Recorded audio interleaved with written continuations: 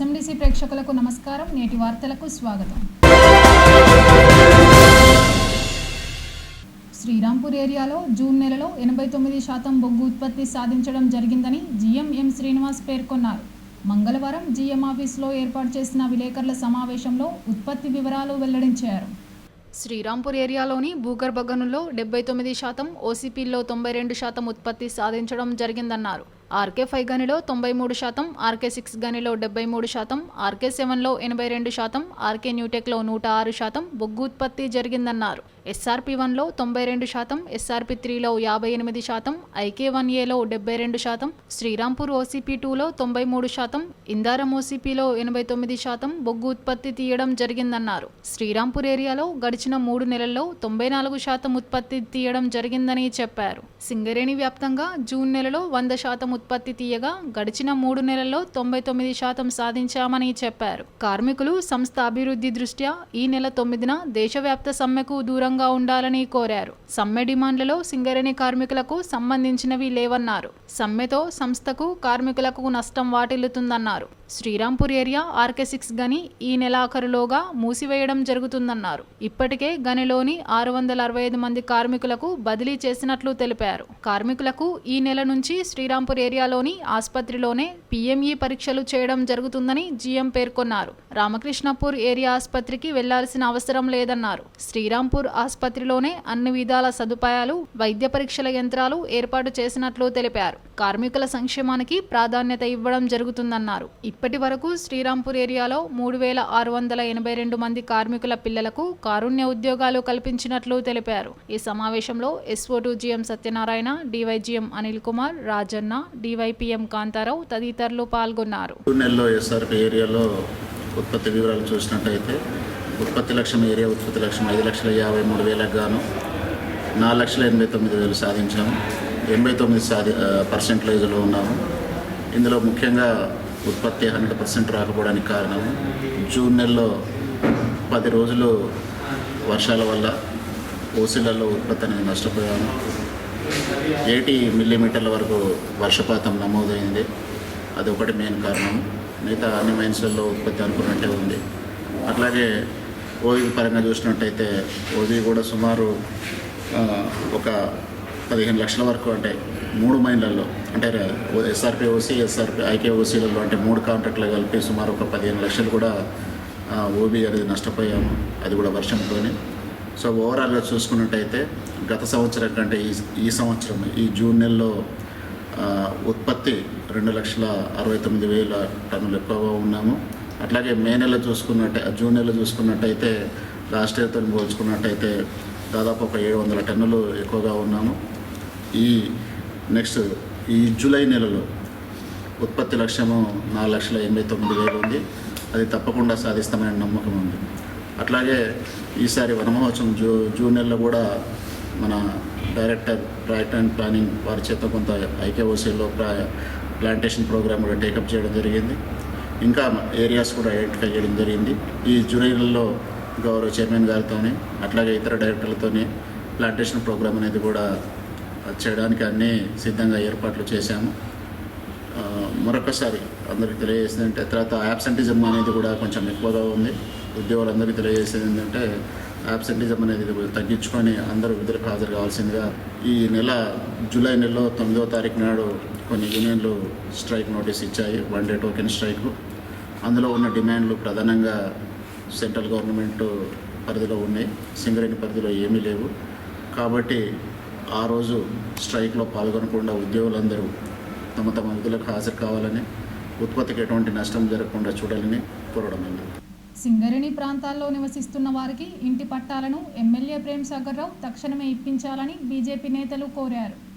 మంగళవారం ఏర్పాటు చేసిన మీడియా సమావేశంలో మంచిర్యాల నస్పూర్ బీజేపీ అధ్యక్షులు అమీర్ శెట్టి రాజ్ కుమార్, సత్రం రమేష్ మాట్లాడుతూ 18 నెలలు అయినా ఎమ్మెల్యే ఇండ్ల పట్టాలు ఇస్తామన్న హామీ నిలబెట్టుకోలేదని ఆరోపించారు. బీజేపీ జిల్లా మాజీ అధ్యక్షుడు రఘునాథరావు ఆందోళన ఫలితంగా కొంతమందికి ఇండ్ల పట్టాలు మంజూరయ్యాయని తెలిపారు.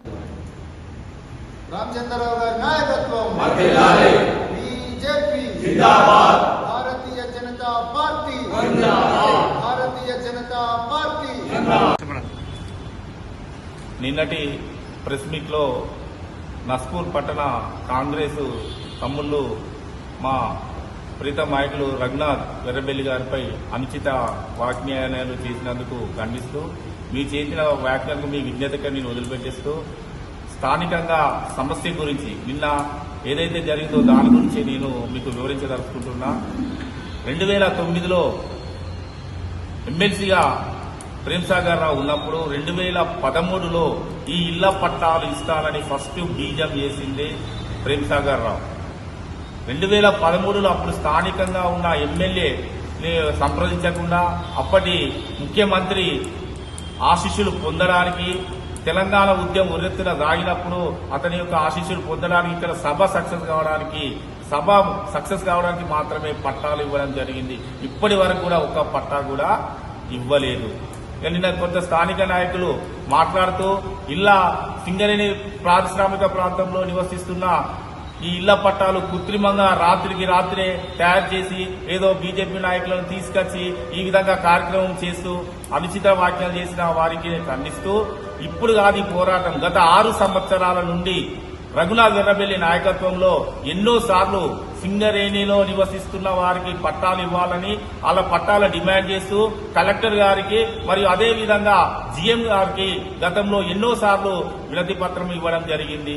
అదే సందర్భంలో గత నెల 30వ తారీఖులో జిల్లా కలెక్టర్ గారికి వినతి పత్రం ఇవ్వడం ద్వారా మా రఘునాథ్ గారు కలెక్టర్ గారితో మాట్లాడి మనకు సానుకూలమైన వాతావరణం ఉంది, బీజేపీ నాయకులు అక్కడ ఉన్న ప్రాంతంలో ఉండే నివసిస్తున్న వారికి ఇళ్ల పట్టాలు ఇవ్వాలనే ఉద్దేశంతో మరొకసారి జీఎం గారికి వినతి పత్రం ఇస్తే బాగుంటుందని ఆలోచించి రఘునాథ్ గారిని ఒక కార్యక్రమం చేపట్టడం జరిగింది. అక్కడ నివసిస్తున్న వారికి రఘునాథ్ పోరాటం ఫలితంగానే గత ప్రభుత్వం వాటర్ ట్యాంక్ ఏరియాలో గాని అర్ణక నగర్ ఏరియాలో గాని కృష్ణా కాలనీ కొత్త భాగం అదేవిధంగా సుందరయ్య కాలనీలో రఘునాథ్ పోరాట ఫలితంగా ఇళ్ల పట్టాలు ఇవ్వడం జరిగింది.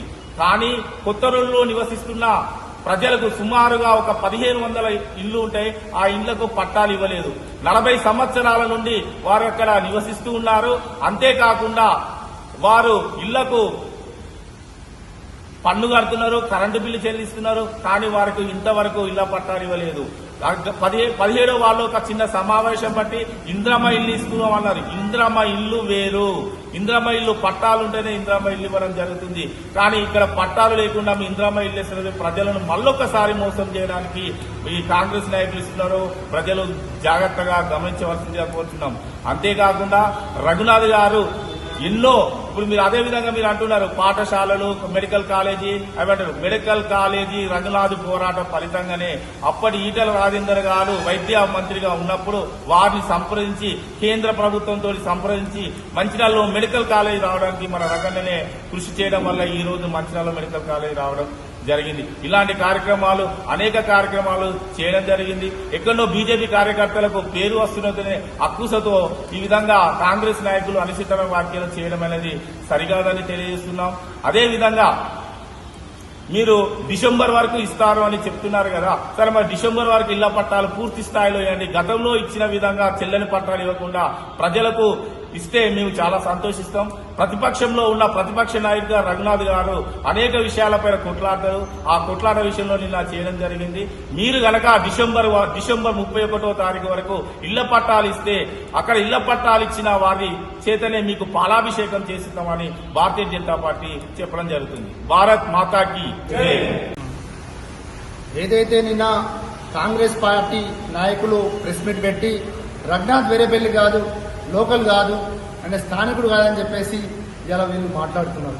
అసలు వీళ్ళకు కండ్లున్నాయా చెవులున్నాయా అన్నప్పటి కాంగ్రెస్ నాయకులకు అర్థమవుతుంది. రఘునాథ్ వెర్రబెల్లి గారు వారు ఏసీసీలో జన్మించినారు. వారి కుటుంబం ఏసీసీ క్వారీకి సంబంధించిన ఫ్యాక్టరీలో పనిచేసినారు. వారు కార్మల్ స్కూల్లో విద్య 10th వరకు అభ్యసించి హైదరాబాద్ నుంచి వెళ్లి ఢిల్లీ యూనివర్సిటీకి ఇలా ఉన్నతమైన చదువుల కోసం వెళ్లి వారు మంచి అవకాశాలు వస్తే ఇలా అమెరికాకు వెళ్లి ఉద్యోగం చేస్తూ ఇలా బిజినెస్ చేసినారు. వారు అదేవిధంగా మళ్లీ ఉన్న ఊరికి పుట్టిన ఊరికి వచ్చి నేను సేవ చేసుకోవాలని చెప్పేసి మంచిర్యాలకు వచ్చి ఎన్నో సేవా కార్యక్రమాలు ఇలా రఘునాథ్ వెర్రబెల్లి ఫౌండేషన్ ద్వారా కావచ్చు, అదేవిధంగా సేవా భారతి ద్వారా కావచ్చు, మంచిర్యాల ఉన్నటువంటి ప్రజలందరికీ జిల్లా నుండి ప్రజలందరికీ ఎన్నో సేవా కార్యక్రమాలు నిర్వహించినారు. ఇలా స్కూల్ పిల్లలు 6వ తరగతి పిల్లల నుంచి వెళ్ళి మొదలుకొని ఇలా 80 సంవత్సరాల వయసున్న వృద్ధురాల వరకు కూడా ఇలా రఘునాథ్ సేవలు అందినాయి. అదేవిధంగా వారు మొన్న ఎలక్షన్లో పోటీ చేస్తే ఇక్కడ ఉన్నటువంటి ప్రజలు ప్రధాన ప్రతిపక్ష వారికి అప్పచెప్పినారు. ఇలా రఘునాథ్ గురించి మీరు మాట్లాడుతున్నారు, అసలు మీ ఎమ్మెల్యే ఇక్కడ స్థానికుడు అని చెప్పేసి మీరు ఒకసారి ఆలోచన చేసుకోవాల్సిన పరిస్థితి ఉన్నది. బెల్లంపల్లి మీ ఎమ్మెల్యే ఇక్కడ చూసుకున్నట్టయితే వారు 2014లో ఇలా ఆసిఫాబాద్ కాన్స్టిట్యూన్సీ నుంచి వెళ్ళి ఎమ్మెల్యే పోటీ చేసినారు. ఒకవేళ అక్కడికి ఇట్లా గెలిస్తే ఇట్లా ఇలా మంచిర్యాలకు ఇలా ప్రేమ్ సాగర్ రావు ఇలా ఎమ్మెల్యే గారు ఇక్కడ ఉండునా, అసలు ఇక్కడ పోటీ చేసినా అని చెప్పేసి మీరు ఒకసారి ఆలోచించుకోవాలి. ఇక్కడ ఉన్నటువంటి జిల్లాలు ఉన్నటువంటి ఎమ్మెల్యేలు కానీ ఎంపీలు కానీ ఏ ఒక్కరు గారు ఇక్కడ ఉన్నటువంటి ఏ ఒక్క వ్యక్తి కాదు, అందరూ పక్క జిల్లాల నుంచి వచ్చిన వారే. అవును, రఘునాథ్ గారు ఉన్నతమైన చదువుల కోసం ఉన్నతమైన విద్య కోసం బయటికి వెళ్ళినారు. అట్లాంటిది మీ ప్రేమ్ సాగర్ రావు గారు ఇలా హైదరాబాద్కి వెళ్ళి బిజినెస్ చేయలేదా? మీరు కేవలం రఘునాథ్ గారికి మంచి పేరు వస్తుంది, ప్రజల్లో మా ఎమ్మెల్యేకు పేరు అనేది పోతుందని చెప్పేసి ఇలా అక్కసితో ఇలా మా రఘునాథ్ వేరేబెల్లి పైన మీరు అంచిత వ్యాఖ్యలు చేస్తున్నారు. ఇలా పట్టాల సమస్య ఇప్పటి కాదు, 2005 సంవత్సరాల నుంచి వెళ్ళి ఇలా నస్పూర్ పట్టణ ప్రజల తరఫున ఇలా రఘునాథ్ గారు పోరాటం చేస్తా ఉన్నారు. ఇలా 2 సంవత్సరాల క్రితం కూడా బీఆర్ఎస్ గవర్నమెంట్ ఉన్నప్పుడు మేము కలెక్టర్ ఆఫీస్ కూడా ఖచ్చితంగా వీళ్ళకి పట్టాలు ఇవ్వాలని చెప్పేసి మేము కార్యక్రమం చేస్తే మా మీద నాన్ బెయిల్ కేసులు కూడా రఘునాథ్ పైన కూడా ఇలా వారు అప్పుడున్న గవర్నమెంట్ ఇలా కేసులు చేయడం జరిగింది. మీరు ఏదైతే ఎలక్షన్ లో హామీలు ఇచ్చిరో ఆ హామీలు నెరవేర్చాలని చెప్పేసి రఘునాథ్ వేరేబెల్లి గారు ఖచ్చితంగా పోరాటం చేస్తానన్నాడు, మిమ్మల్ని ప్రశ్నిస్తూనే ఉంటాడని చెప్పేసి మేము తెలియజేస్తున్నాం. అదేవిధంగా నిన్న మేము అక్కడ జిఎం ఆఫీస్ కాడ మీటింగ్ జిఎం తోటి ఏర్పాటు చేస్తే మీరు హుటినా మాకు ఎక్కడ చెడ్డ పేరు వస్తుందో మమ్మల్ని ఇలా ప్రజలు ఊరుకోరని చెప్పేసి నిన్న సాయంత్రం ఇలా ఎమ్మెల్యే గారితో మీరు మీటింగ్ పెట్టి వాళ్ళకు హామీ ఇచ్చారంటే ఈ 18 నెలలు మీకు గుర్తు రాలేదా? ఇది మాది బీజేపీ పార్టీ రఘునాథ్, ఇది నైతిక విజయమే. మేము పోరాటం చేసి మేము ప్రశ్నిస్తేనే ఇలా మీరు నిన్న ఎమ్మెల్యే గారితో వారికి హామీ ఇవ్వడం జరిగింది, లేకపోతే మీరు వాళ్ళని పట్టించుకునే పరిస్థితి లేదు. కాబట్టి మేము ఒకటే డిమాండ్ చేస్తున్నాం, రానున్న రోజుల్లో మీరు ఏదైతే హామీ ఇచ్చిరో ప్రజలకు హామీ నెరవేరేంత వరకు రఘునాథ్ వేరేబెల్లి ఆధ్వర్యంలో ఖచ్చితంగా పోరాటం చేస్తాం, మిమ్మల్ని ప్రశ్నిస్తామని తెలియజేస్తూ మరొకసారి ఇట్లా రఘునాథ్ గారి పైన అనుచిత వ్యాఖ్యలు చేస్తే మేము ఊరుకోమని చెప్పేసి హెచ్చరిస్తాము. నేటి ఎస్ఎండిసి న్యూస్ ఇంతటితో సమాప్తం. తిరిగి ప్రసారం అయ్యే ఎస్ఎండిసి న్యూస్లో మళ్ళీ కలుద్దాం. అంతవరకు సెలవు, నమస్కారం.